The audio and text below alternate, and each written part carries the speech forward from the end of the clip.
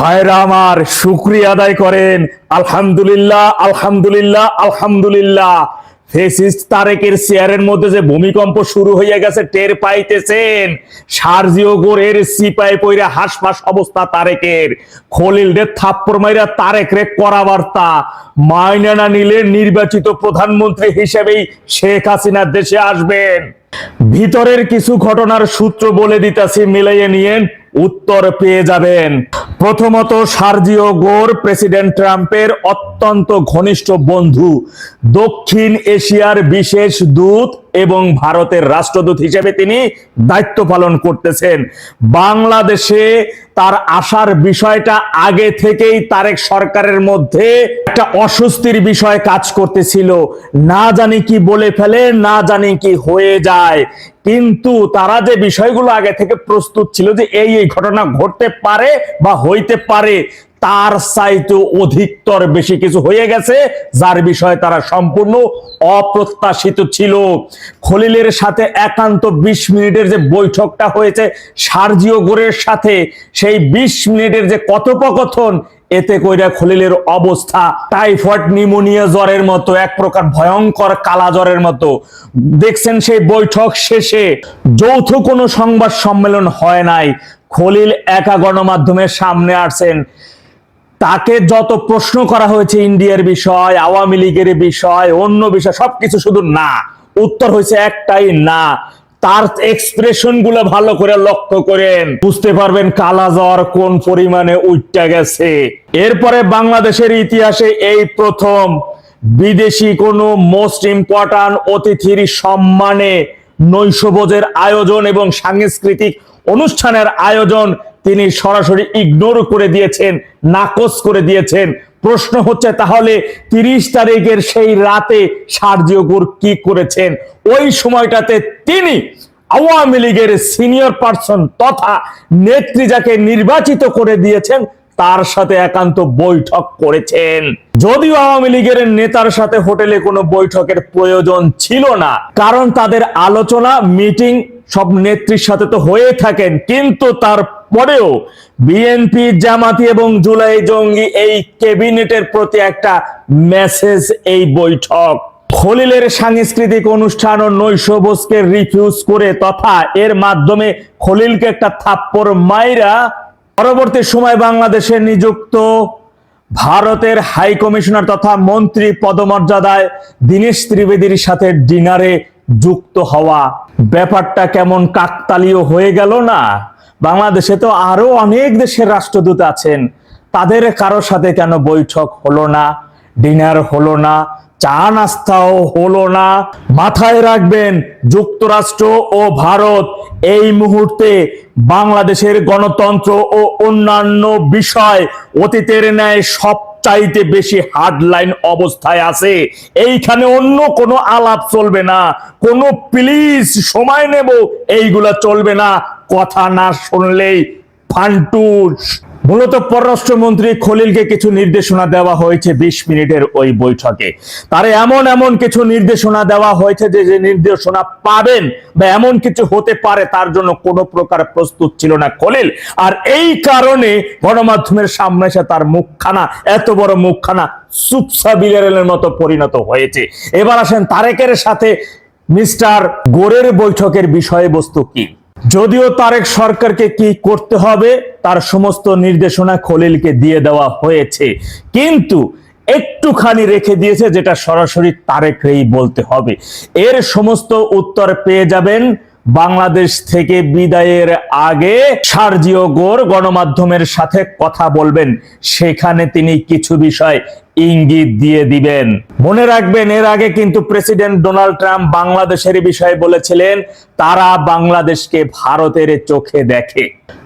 আল্লাহর কাছে লক্ষ কোটি শুকরিয়া আদায় করেন, তারেক ক্যাবিনেটে মহাপ্রলয় ঘটে গেছে, আরো প্রলয় বাকি আছে, তার জন্য আপনাদের প্রস্তুত নিতে হবে। অন্যদিকে ফেসিস্ট তারেক আওয়ামী লীগের নেতা কর্মীদের মনোবল ভাঙার উদ্দেশ্য নিয়ে মূলত কিছু মিডিয়া থেকে দিয়ে নিউজ করাইলো খুব ডাকডোল পিটিয়ে যে ভারতে থাকা শেখ হাসিনা কোনো রাজনৈতিক কর্মকাণ্ড পরিচালনা করতে পারবেন না বা করবেন না, এই ধরনের নির্দেশনা তাকে দেওয়া হয়েছে। যে বৈঠকে বলা হয়েছে যে শেখ হাসিনা দেশে কোনো রাজনৈতিক কর্মকাণ্ড করতে পারবেন না, তিনি রাজনৈতিক আশ্রয়ে আছেন, সরকার থেকে বলা হয়েছে তিনি কোনো রাজনৈতিক কর্মকাণ্ড করতেছেন না। আসলে তো আওয়ামী লীগ সভানেত্রী জননেত্রী শেখ হাসিনা কোনো রাজনৈতিক কর্মকাণ্ড করতেছে, আপনারা দেখতেছেন। তিনি তার দলের নেতা কর্মী অন্য অন্য দেশের সাথে একটু আলোচনা করতেছেন, মত বিনিময় করতেছেন। এই আলোচনা এবং মত বিনিময় শেখের বেটির রাজনীতি না। শেখের বেটি যখন রাজনীতি শুরু করবেন, আধা ঘন্টা টিকবে না ফেসিস্ট তারেক, স্বাধীনতা বিরোধী রাজাকারের বাচ্চারা। এটাই চিরন্তন সত্য।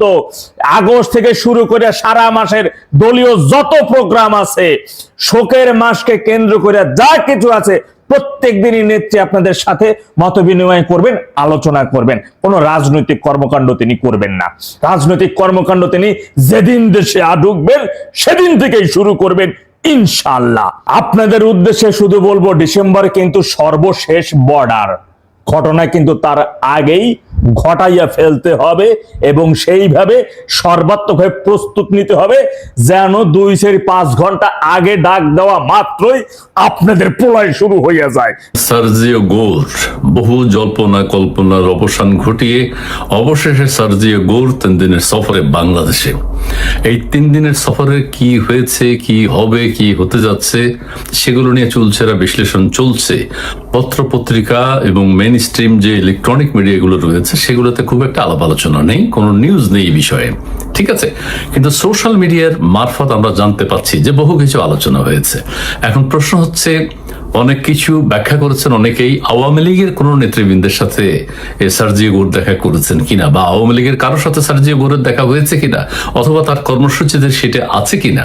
এখন কেউ কেউ বলছেন যে সেটি হয়েছে, কেউ কেউ বলছেন এবং বিশ্বস্ত সূত্রে বলছেন যে সাবের হোসেন চৌধুরীর সাথে সার্জিও গোর এবং মার্কিন রাষ্ট্রদূত সহ দূতাবাসের ঊর্ধ্বতন কর্মকর্তারা যারা আছেন তারা সহ গুলশানে বৈঠক হয়েছে এবং সেখানে আওয়ামী লীগের বর্তমান পরিস্থিতি সম্পর্কে আলোচনা হয়েছে এবং চুলচেরা বিশ্লেষণ হয়েছে। আপনারা আরেকটা জিনিস জানেন যে রাতের বেলায় যে শুক্রবার রাতে যে নৈশ ভোজটা হওয়ার কথা ছিল সার্জিও গরের অনারে, সেটা কিন্তু সার্জিও গর বাতিল করেছেন। এটা নিয়ে আবার নানান কথা হচ্ছে। সাধারণত কূটনৈতিক পর্যায়ে এভাবে শিষ্টাচার বহির্ভূত কাজ কেউ করে না। মানে এইরকম ডিনার পার্টি থাকে, ডিনারে অনেক কিছু আলোচনা হয়, সাংস্কৃতিক বিনিময় হয়, কালচারাল অনুষ্ঠান হয়, একটা খোশ মেজাজে প্রত্যেকে থাকেন। কিন্তু সার্জিও গোর কি কারণে, কেন, কি কারণ দেখিয়ে যে নৈশভোজটা ক্যান্সেল করেছেন এবং বলা হচ্ছে নৈশভোজ ক্যান্সেল করে সার্জিও গোর আওয়ামী লীগ নেতৃবৃন্দের সাথে দেখা করেছেন। সেই আওয়ামী লীগ নেতৃবৃন্দের মধ্যে রয়েছেন সাবের হোসেন চৌধুরী এবং তার সাথে আলোচনা হয়েছে এবং সেই গুঞ্জনকে ঘিরে বাংলাদেশের রাজনৈতিক মহলে এখন আলোচনা হচ্ছে। আবার এইটাও আলোচনা হয়েছে যে সার্জিও গোর বাংলাদেশে আসার আগে সাবেক প্রধানমন্ত্রী শেখ হাসিনা সহ কয়েকবার বৈঠক হয়েছে এবং সেই বৈঠকগুলোর বিভিন্ন বিস্তারিত না জানলেও বৈঠক যে হয়েছে এটা প্রমাণিত হয়েছে। আমরা বিভিন্ন সংবাদ মাধ্যম এবং বিভিন্ন জনের সাক্ষাৎকারের মাধ্যমে সেই বিষয়টি জানতে পেরেছি। কাজেই আমাদের পররাষ্ট্রমন্ত্রী যেভাবে বলেছেন এবং মাননীয় প্রধানমন্ত্রীর উপদেষ্টা, পররাষ্ট্র মন্ত্রণালয় বিষয়ক উপদেষ্টা যিনি আছেন, তারা বলছেন আওয়ামী লীগের ব্যাপারে সার্জিও গোর কোনো কথা বলেন নাই। এই কথাটা তো সত্য হতে পারে না, এটা সাধারণ মানুষ বুঝে। বাংলাদেশের রাজনৈতিক পরিস্থিতি কে আছে, কে নাই, কি করছেন, এগুলো নিয়ে আলোচনা হবে না? নিশ্চয়ই হয়েছে। চায়না নিয়েও আলোচনা হয়েছে। আমি এখন সেদিকে যাব না। আমার মুদ্রা বিষয় হচ্ছে, একদিকে শেখ হাসিনা বলেছেন ডিসেম্বরের আগেই তিনি দেশে আসবেন, তার পাশাপাশি সার্জিও গোর বাংলাদেশে আসার আগে শেখ হাসিনার সাথে সেখানে বৈঠক হয়েছে, কথা হয়েছে এবং বাংলাদেশে এসে এখন সার্জিও গোর ভারতের রাষ্ট্রদূত যিনি আছেন তার সাথে সাক্ষাৎ করেছেন। বলা হচ্ছে আওয়ামী লীগের নেতৃবৃন্দের সাথেও তিনি সাক্ষাৎ করেছেন এবং ডিনার ক্যান্সেল করে সাক্ষাৎ করে তিনি পরদিন রোহিঙ্গা ক্যাম্পে গিয়েছেন। রোহিঙ্গা ক্যাম্পে নিয়ে আবার অন্য একটা ব্যাপার আছে, সেটি আমি বলবো আপনাদেরকে। এটা এক ধরনের রাজনীতি চলছে। এখন রোহিঙ্গা ক্যাম্প নিয়ে একটু বলি। মার্কিন যুক্তরাষ্ট্র থেকে বা পৃথিবীর বিভিন্ন দেশ থেকে যারাই আসেন তারাই রোহিঙ্গা ক্যাম্পে যান। কেন যান? মার্কিন যুক্তরাষ্ট্র আরাকানকে সমর্থন করে। মার্কিন যুক্তরাষ্ট্রই কিন্তু আমাদের রোহিঙ্গা ক্যাম্পে রোহিঙ্গাদের জন্য বেশি ডোনেশন দিচ্ছেন। মানে আবার রোহিঙ্গাদেরকে ফিরিয়ে নেওয়ার কথাও বলেন, কিন্তু কিভাবে নেবে? একটা কন্ট্রাডিকশন এখন বলি। মার্কিন যুক্তরাষ্ট্র কিন্তু আরাকান আর্মিকে সহযোগিতা করছে, আরাকান আর্মিকে অস্ত্র দেওয়ার জন্যই বাংলাদেশে করিডোর চাচ্ছে, মানবিক করিডোরের নামে। মার্কিন যুক্তরাষ্ট্র যদি আরাকান আর্মিকে সমর্থন দেয়, আবার আরাকানরা কিন্তু রোহিঙ্গাদেরকে বিন্দু মাত্র পছন্দ করে না, ঠিক আছে?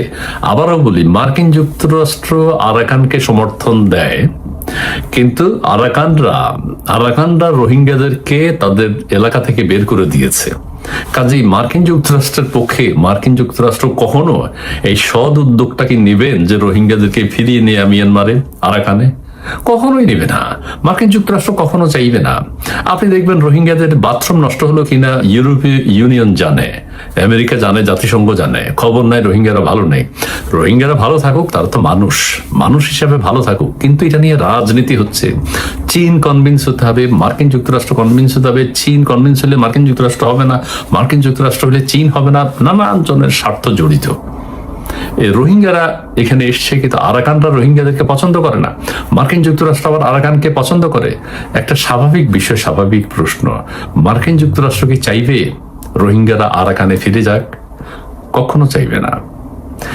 যে কারণে তারা বিভিন্নভাবে সহযোগিতা করে এখানে এদেরকে রেখেছে, এবং সহযোগিতা এইভাবে বাংলাদেশের সরকারও মনে করবে যে না, রোহিঙ্গাদেরকে তো মার্কিন যুক্তরাষ্ট্র বেশি সহযোগিতা দিচ্ছে। এই যে এখন যে রাষ্ট্রদূত, মার্কিন যুক্তরাষ্ট্রের রাষ্ট্রদূত ইন্ডিয়ার যিনি আছেন সার্জিও গর, তিনি যে পরিদর্শনে গেলেন রোহিঙ্গা ক্যাম্প, ওই এমনি পরীক্ষা করবেন, সেটা ঠিক আছে, সেই প্রসঙ্গে আর না যাই। এটা সাধারণ ব্যাপার, স্বাভাবিক ব্যাপার, এটা আপনারা বুঝতে হবে। রোহিঙ্গারা এতদিন যাচ্ছে না কেন? মার্কিন যুক্তরাষ্ট্র এত শক্তিধর দেশ, তারা চাইলেই তো হয়, কিন্তু চাচ্ছে না, চাইবে না, আমার প্রশ্নই আসে না।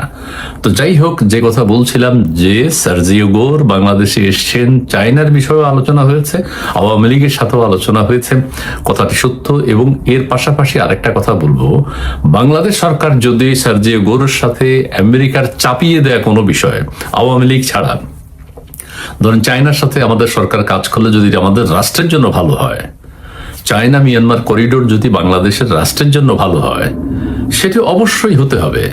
এবং মার্কিন যুক্তরাষ্ট্র সেখানে যদি বাগড়া দেয়, আমাদের সরকার যদি সেটা মানতে না চায়, আমরা সরকারের পক্ষে আছি, অবশ্যই সরকারের পক্ষে থাকতে হবে, যেহেতু বাংলাদেশের স্বার্থ জড়িত। বাংলাদেশের জন্য করিডোর যদি মঙ্গলজনক হয়, অবশ্যই মার্কিন যুক্তরাষ্ট্র না চাইলে সেটা আমরা সমর্থন করব না।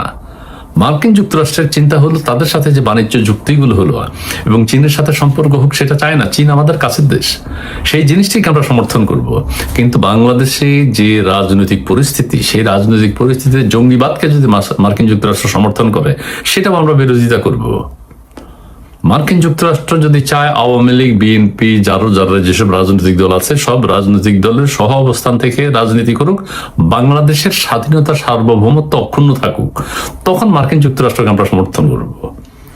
কিন্তু চাপিয়ে দেয়া কোনো কিছু যেটা বাংলাদেশের জন্য ভালো হবে, মার্কিন যুক্তরাষ্ট্র চায় না, এটা হতে পারে না।